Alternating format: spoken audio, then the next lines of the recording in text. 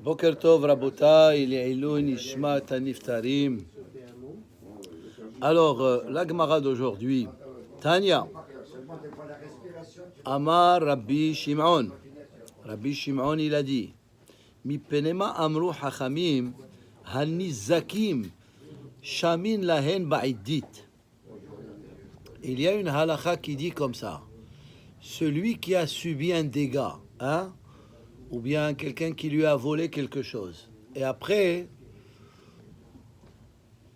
il a été jugé, et il dit j'ai pas de quoi payer. Et il a, disons, plusieurs terres. Il a une terre de première qualité, une terre de deuxième qualité, et une terre de troisième qualité. Alors, Hanizakin, Shamin Lahen Ba'idit. Si on doit, alors étant donné, il dit, j'ai pas d'argent, il n'a pas de liquidité, on doit prendre un de ces terrains. Quel terrain on prend? Celui, le meilleur qu'il a. Hein? Alors, Hanizak, alors la question de la Gemara, Mi penema amru, pourquoi Hachamim, ils ont décidé que, dans ce cas-là, on lui donne le meilleur terrain, Mi pene ha gazlanim ou Mi pene ha hamsanim, hein? À cause des voleurs et à cause des hamsanim. Rachid dit, quelle est la différence entre gazlanim et hamsanim? Hein? Gazlan lo yahiv damé. Le gazlan il vole et il donne pas d'argent. Hamsan yahiv damé. Le hamsan, par exemple, tu as un objet très précieux, tu as une très belle montre qu'il ne peut pas trouver dans le marché, disant, il te la vole, il dit combien ça coûte? $500, je te donne $500. Ça veut dire, il te paye, mais il est voleur quand même. Il est hamsan, parce que tu lui as, il te l'a pris sans ton consentement. Alors, pourquoi Hachamim, ils ont dit qu'il faut leur prendre du meilleur des terrains qu'ils ont? Mipene à Gazlani vers Hamsanim. C'est quoi le raisonnement? Kede chez Yomar Adam, comme ça, le Gazlan ou le Hamsan, avant de voler, il va dire, Lama ani gozel, quel intérêt j'ai de voler? Velama ani homes, mahar bedin, demain, le Beddin, ils vont venir chez moi, Yordim le Nechasai, ils vont descendre pour prendre mes biens, Venotlim Sadena Echeli, ils vont prendre la meilleure de ce que j'ai. Admettons que la meilleure qu'il a, c'est sa maison. Ça veut dire quoi? Il va perdre sa maison. Ça veut dire qu'avant de voler, il va réfléchir deux fois. Il va dire, parce que il va dire que si je vais me faire attraper, la punition, elle est grave, hein? Et c'est pour ça que Hachamim, ils ont instauré cette halakha, Hanizakin samin lahen ba'idit. Vesomchim alma shekatuv batorah, parce que quelle est cette idée que quand quelqu'un il doit payer, il n'a pas de quoi payer? Rafi, tu écoutes? Ok. Attends. Alors, parce que c'est marqué dans la Torah. Écoute, tu vas apprendre des bonnes choses. Metaf sadeu ou metaf karmo yeshalem. Si quelqu'un il se fait attraper dans des cas comme ça, la Torah elle dit dans Parashat Shemot, Parashat Mishpatim, dans le livre de Shemot, metaf sadeu, le meilleur de son champ, ou metaf karmo yeshalem, et le meilleur de ce qu'il a, que ça soit sa maison, que ça soit son terrain, hein, que ça soit sa limousine, on doit lui prendre. Maintenant, la deuxième question.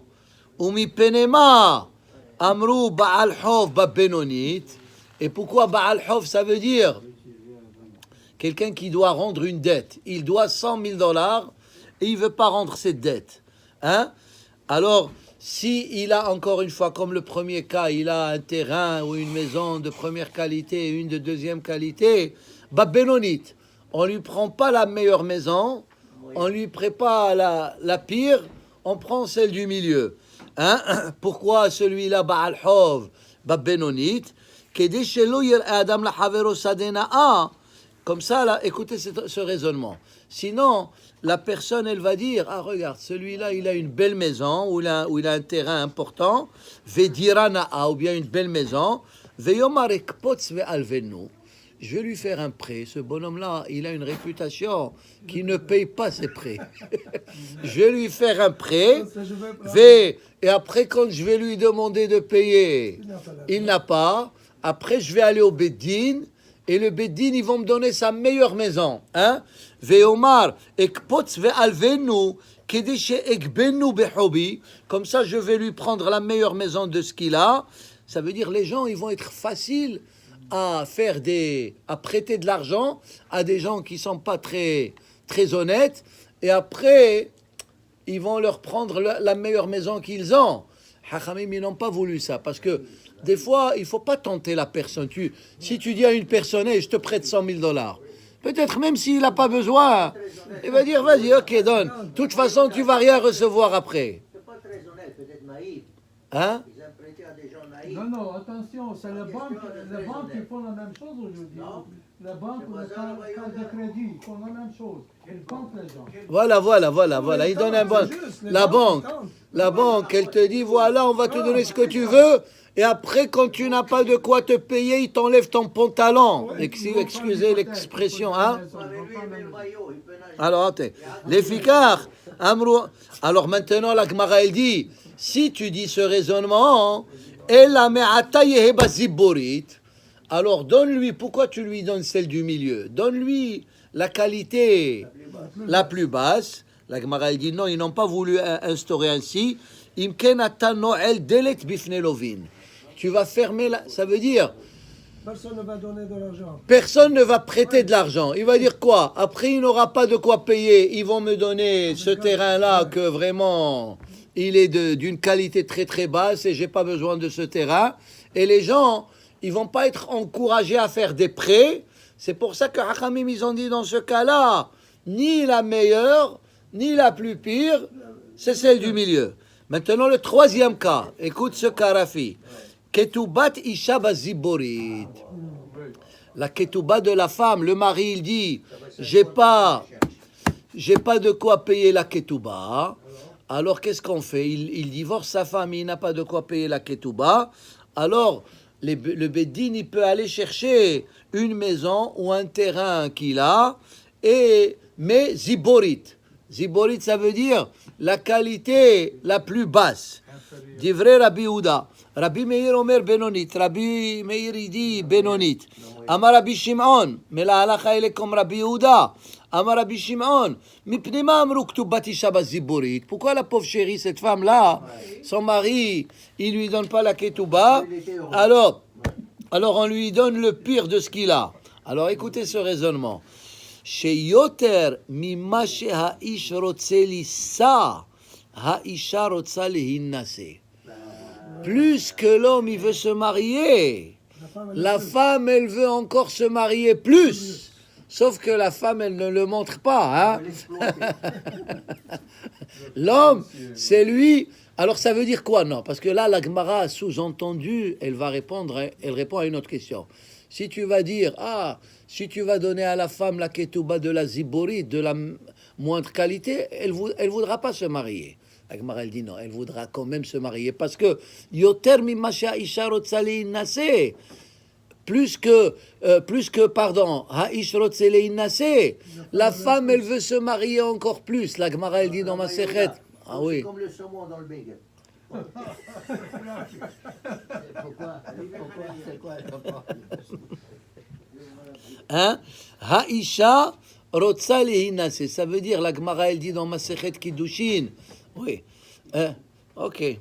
La Gemara, elle dit dans Masechet Kiddushin, comme ça, elle dit que la femme, elle dit Tav le metav tando, mille metav armelo. Ça veut dire, la femme, elle est prête à se marier, même avec un homme vraiment qui lui convient pas, mais elle veut pas rester toute seule. Hein? Ok, ça ne peut-être c'est pas pour toutes les femmes, mais ça veut dire que on a dit plusieurs fois que c'est un grand bisayon pour la femme de ne pas être mariée que pour un homme. Hein? Et c'est pour ça que quand un homme et une femme aniim, ils viennent chercher de la tzedaka pour se marier, et on n'a pas de quoi aider les deux, on aide d'abord la femme, et après, si on a des moyens, on aide ensuite l'homme. on donne à la femme la priorité parce que יותר ממה שהאיש רוצה לישא, האישה רוצה להינשא. Mais la nature des choses, pour faire kavod à la femme, malgré que la femme elle veut se marier encore plus, c'est l'homme qui doit faire le premier pas. Comme la Torah dit dans Parashat Bereshit, pourquoi c'est l'homme qui doit aller chercher la femme et c'est pas la femme qui doit chercher l'homme? Aujourd'hui, malheureusement. Hein? Mais pourquoi c'est comme ça? La nature des choses, Hachem, la nature des choses, c'est l'homme qui doit aller vers la femme. Pourquoi? La Talmud il dit c'est comme quelqu'un qui a perdu une côte ou bien quelqu'un qui a perdu quelque chose. Tu as perdu tu as perdu quelque chose. Est-ce que c'est la perte qu'elle va venir vers toi? C'est toi qui dois aller chercher. Hey, j'ai perdu quelque chose. Alors la même chose. Quand Hachem il a créé l'homme, il a perdu la côte. Il lui a enlevé la côte. Alors tu dois aller chercher ta côte. Hein? C'est pour ça que la nature des choses, elle est comme ça. Davar aher, isha yotzet lir. Alors on continue la Gemara. Alors vous voyez que ce que Hachamim il décide, c'est toujours avec une svara. C'est toujours avec raisonnement et naturellement, il faut aller étudier pour comprendre les paroles de Hachamim. Hein? Davar aher, autre explication. Isha yotzet lirtzona, veshelo lirtzona. Ça veut dire l'homme il peut divorcer la femme, qu'elle soit d'accord ou qu'elle ne soit pas d'accord. Ve'aish eno motzi ela lirtzono. Mais l'homme, c'est lui qui décide s'il veut divorcer ou pas. Hein? Vous savez qu'aujourd'hui, ça c'est un grand problème. Hein? Il y a beaucoup d'hommes, ils veulent pas donner les guettes, ils veulent faire souffrir la femme. Et c'est un problème. C'est un problème parce que la femme, malheureusement, elle peut rester aguna sans se marier. Alors, c'est un problème aujourd'hui. Il y a Baruch Hashem, il y a beaucoup d'organismes qui travaillent pour en tout cas, moindrir la gravité de ce problème. Alors la Gemara, elle dit, Maï davar aher. Pourquoi tu m'ajoutes cet autre raisonnement? Vechitema ki echedehi techima pikla. Ihu takinu la rabbanan ketuba minne. Ki nafka ihi minne. Litkenu la rabbanan ketuba minna. Tashma, isha yotzet lirtzona, veshelo lirtzona, veish yotze ela lirtzono. Hein? Pourquoi? Efshar demashele gita. Bon, bref, ce que la Gemara, elle veut dire ici, on aurait pu penser, si l'homme, il divorce la femme, ça veut dire si c'est lui qui veut divorcer, il doit donner la ketouba. Mais si la femme, elle veut, elle, divorcer, alors c'est elle qui doit donner la ketouba au mari. Hein? On aurait pu penser comme ça. Mais la halakha, elle dit non. C'est toujours l'homme qui doit donner à la femme. Parce que la femme, dans ce cas-là, même si elle veut divorcer, lui, il peut dire « je ne veux pas ». S'il ne veut pas, elle n'est pas divorcée. Il peut ne pas donner le guet. Comme la Gemara, elle dit « efshar demashele gita ». Il peut retenir le guet. C'est pour ça que la ketouba, c'est l'homme qui donne à la femme. Et dans aucun cas, la femme ne doit donner la ketouba à l'homme. C'est la rabbanim qui ont instauré cela que la femme ne peut pas divorcer, ou c'était dans le Torah? Non, ça c'est dans la Torah. C'est dans le Torah, c'était Vekatavla sefer keritut beyada veshilleha mi beto. Hein? Maintenant, il y a des cas où le Beddin, il a le pouvoir de punir l'homme pour qu'il puisse donner le guet. Dans le cas où la femme... Hein? Il y a plusieurs... la Gemara, elle dit comme ça, Makin Oto, Harambam, il le rapporte aussi, Makin Oto, Omar Rotseani. On le prend au Beddin, on lui donne des coups, jusqu'à ce qu'il dit, j'accepte. Hein? Maintenant, on peut se poser la question, mais quand il a dit j'accepte, en réalité, il n'a pas accepté. Hein? Il a juste, c'est les coups. Hein? Alors, l'explication est la suivante. Des fois, quand l'homme il veut pas faire une mitzvah, c'est pas lui qui dit qu'il veut pas faire la mitzvah, c'est son yetzer hara. Hein? Alors quand tu le frappes, son yetzer hara, il est puni. Alors après, parce que chaque homme, il veut faire ce que la Torah lui demande de faire. Alors makinoto, ça veut dire, on essaie de lui dire que enlève ton yetzer hara. Quel intérêt tu as à faire quelque chose, à faire souffrir une autre personne? Hatche Omar Rotseani. En tout cas, c'est un problème aujourd'hui et les batédinim, ils doivent s'occuper de ça convenablement. Ketoubat isha baziborit. Amar Avuna Bered Rav Nachman. Lo amran et la béatme. Maintenant, la Gemara elle dit, quand on dit ketoubat isha baziborit, uniquement béatme. Ça veut dire si le mari il est mort, il a laissé des enfants yétomim, petits, hein, il leur a laissé un petit héritage. Alors il ne faut pas abuser de leur argent et de prendre la meilleure qualité des biens qu'ils ont. Parce que les pauvres, ils n'ont pas. Après, ils vont grandir, ça veut dire ils n'ont personne pour s'occuper de la parnassa parce que le père, il est mort. Aval mineh d'idée, mi benonit. Mais si le mari, il est encore vivant, on lui prend de la qualité moyenne. Miyatme. Mai iriaktu batisha. Afilu kol millename. Il dit, si c'est comme ça, c'est pas juste la ketouba. Dans tous les cas, quand on doit prendre des biens, des yetomim, on doit prendre de la qualité la moins bonne. De hatnan, enifra'in min nechse yetomim, ela mina ziborit. C'est marqué dans la Mishnah, Gitin. On ne prend pas des biens des yetomim, juste de la qualité la moins bonne. Et là, l'avkamine, les olam yatme. La Gemara elle dit, c'est vrai des yetomim. Et pourquoi on avait besoin de préciser yetomim dans ce cas-là, alors que ce cas il s'applique dans tous les autres cas? Ou ktubat isha tzrichale. Mais on avait besoin de mentionner ce cas de ktubat isha que les yetomim, on leur prend de la moindre qualité. Salka da'ata chamina, parce que j'aurais pu penser mishum hina akilu rabbanan gaba kamash ma'lan. Regardez qu'est-ce qu'il dit Rashi, mishum hina shayu anashim nos'im shiyu anashim nos'im hen be'ene hanashim ve'is'u lahem. Ça veut dire que les hommes, ils vont trouver grâce devant les femmes et et les femmes, ils voudront les marier. Pourquoi? Parce qu'ils vont dire, regarde, s'il doit me donner la ketouba, il va pas me donner de la pire qualité, il va me donner celle du moitié. Alors ils vont vouloir plus facile accepter à se marier.